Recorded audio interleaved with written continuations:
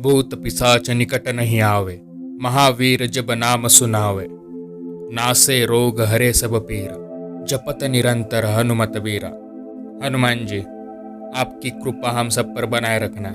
जय श्री राम। दोस्तों, हमें तो पता है हनुमान जी के लिए असंभव ऐसा कुछ भी नहीं है। इस भक्त ने भी अपने अनुभव में ये बताया है कि कैसे हनुमान जी ने इनका असंभव कार्य को संभव किया। तो ऐसा कौन सा संकट आया था इस भक्त पर और कैसे हनुमान जी ने इनकी सहायता की, आइए जानते हैं। वीडियो को ध्यान से सुनिए और समझिए। हमने पिछले वीडियो में एक सवाल पूछा था, उनके सही जवाब 2 लोगों ने दिए हैं। उनका नाम वीडियो के एंड में शाउट आउट होगा। अगर आप चैनल पर पहली बार आए हो तो चैनल को सब्सक्राइब कर दो और वीडियो को लाइक कर देना। तो चलो वीडियो की शुरुआत करते हैं। मैं अपना नाम गुप्त रखना चाहती हूँ और मैं फरीदाबाद की रहने वाली हूँ। अपना पहला बेबी खोने के बाद मुझे बेबी और डिलीवरी के नाम से डर लगता था कि इस बार सब सही हो जाए, मैं भी ठीक रहूं और बाबू भी ठीक से हो जाए, इस बार कोई प्रॉब्लम ना हो। पिछले साल जब मैं श्री मेहंदीपुर बालाजी गई थी तो यही मन्नत मांग के आई थी कि अब हमारा बेबी ठीक से हो जाए, बिल्कुल स्वस्थ हो और हमारे बेबी को अपने ही दुनिया में ले आना है, उसकी रक्षा करनी है। हमेशा उस पर अपना आशीर्वाद बनाए रखना प्रभु। रक्षाबंधन आ रहा है और हर बार की तरह मैं आपको राखी बांधूंगी और इस बार मुझे राखी में यही गिफ्ट चाहिए कि हमारा बेबी ठीक से हो जाए। मन्नत मांग के मैं अपने हस्बैंड के साथ घर आ गई थी जुलाई में। 15 अगस्त को रक्षाबंधन था और 11 अगस्त को ही मुझे यह कंफर्म हो गया था कि मैं प्रेग्नेंट हूँ। मेरे हनुमान भैया ने ये खुशी भरा गिफ्ट मुझे दे दिया, वो भी राखी के 4 दिन पहले ही। ये सुनकर मैं और मेरे हस्बैंड को बहुत खुशी हुई। मैंने तभी मेरे बालाजी को धन्यवाद किया। फिर बेबी कंसीव करने के 2 महीने बाद हम भी मेहंदीपुर बालाजी गए आशीर्वाद लेने और दुआ करने की बेबी ठीक से दुनिया में आ जाए। वहाँ बहुत भीड़ थी और गर्मी भी ऐसी थी। ऐसी हालत में लाइन में खड़े रहना मेरे हस्बैंड को ठीक नहीं लग रहा था। वो डर गए थे कि कहीं धक्का न लग जाए किसी का, लेकिन मैंने कहा कुछ नहीं होगा, बजरंगबली है ना, और बाकी आप हो ही मेरे साथ यहाँ लाइन में। इस तरह लाइन में रह के हम प्रभु के दरबार में पहुंचे और मेरी आंख में आंसू आ गए। मन ही मन में मैं प्रार्थना कर रही थी, हे बालाजी महाराज, आज आपकी कृपा से बेबी मेरी कोख में है, उसे 9 महीने अपने हाथों में रखना, बिल्कुल ठीक और सही सलामत रखना और 9 महीने बाद मेरी गोद भर देना। आपको ही बेबी की जीवन में रक्षा करनी है। अब आपको पता है कि मैं बेबी होने के बाद ही आ पाऊंगी, पर आप हमेशा मेरे बेबी के साथ रहना और बेबी को गोद में लेके मुझे और मेरे हस्बैंड को बुलाना। मुझे भी उस दिन का बेसब्री से इंतजार रहेगा।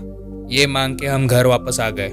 इसके बाद मैं घर पर ही पूजा पाठ करती थी और रोज श्री हनुमान चालीसा और हनुमान भावुक का पाठ करती थी पहले की तरह, और ऑफिस जाती थी जहाँ मैं जॉब करती थी। पूरे 7 महीने मेरा यही रूटीन रहा और मेरी तबीयत बिल्कुल ठीक थी। मैं घर भी संभालती और जॉब पर भी जाती थी। फिर 8वें महीने में मुझे पेट में थोड़ा दर्द होना शुरू हुआ।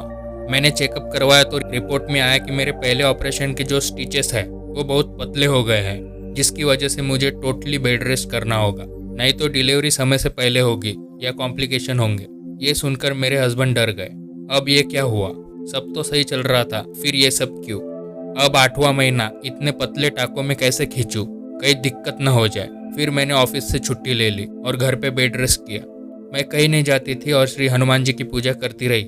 साथ ही मैंने संकट मोचन का पाठ करना भी शुरू कर दिया और प्रार्थना की कि हमारा बेबी समय पर और बिल्कुल ठीक ठाक आए। बस 8वां महीना खिंचवा दो प्रभु। इसी विश्वास के साथ पूजा पाठ करती रही और मेरे बालाजी ने 8वां महीना क्रॉस करा दिया। 8वें महीने के आखिरी दिन मुझे पेन होने लगा और मैं हॉस्पिटल में एडमिट हुई। फिर 9वें महीने के पहले ही दिन यानी 12 मार्च की सुबह के समय मुझे बेबी गर्ल हुई। ऑपरेशन के समय भी मैं श्री हनुमान चालीसा का पाठ कर रही थी और बाहर मेरे हस्बैंड भी चालीसा कर रहे थे और श्री हनुमान जी ने हमारी सुन ली और हमारे घर लक्ष्मी का जन्म हुआ।